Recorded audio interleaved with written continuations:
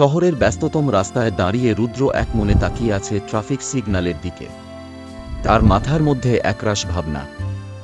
আজও সে ঠিক আগের দিনের মতো একই সময়ে একই জায়গায় দাঁড়িয়ে কারো জন্য অপেক্ষা করছে, অথচ জানে সেই মানুষটা আর কখনোই ফিরে আসবে না। 7 বছর আগে যা ঘটেছে, এই শহরেরই এক ছোট্ট ক্যাফেতে প্রথম দেখা হয়েছিল রুদ্র আর নীলার।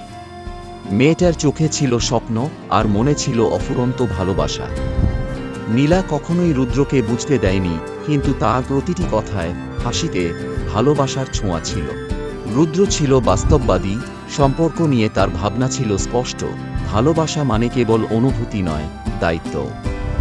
অথচ নীলা ছিল একদম উল্টো। সে মনে করত ভালোবাসা মানেই দুজন মানুষের মনে টান, সেখানে কোনো বাস্তবতার হিসাব চলে না। সময়ের সাথে তাদের সম্পর্ক গভীর হয়েছিল, কিন্তু এক অদৃশ্য দেয়াল যেন সব সময় তাদের মাঝখানে ছিল। নীলার স্বপ্ন ছিল একসাথে দূর দেশে পাড়ি জমানোর, সেখানে নতুন জীবন শুরু করার। কিন্তু রুদ্র নিজের ক্যারিয়ার, পরিবার আর দায়িত্বের কথা ভেবে পেছনে তাকাতে পারেনি। নীলা একদিন চলে গেল, না জানিয়ে, না কোনো চিঠি রেখে। শুধু একটা মেসেজ, তুমি যখন সত্যিকারের ভালোবাসা বুঝবে, তখন আমি হয়তো থাকব না। রুদ্র বুঝতে পারেনি ভালোবাসা কি শুধুই অনুভূতি, নাকি তাতে দায়িত্ব জড়িয়ে থাকে। বর্তমানে ফিরে আসা। ট্রাফিক সিগন্যাল সবুজ হয়, কিন্তু রুদ্রের মনে আজও লাল আলো জ্বলছে।